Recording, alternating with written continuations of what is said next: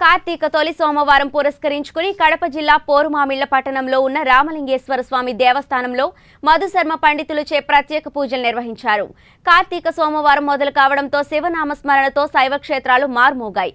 ఒకవైపు ఎడతెరిపిలేని వర్షం, మరొక వైపు కోవిడ్ నిబంధనలు పాటిస్తూ భక్తులు దర్శనాలు చేసుకున్నారు.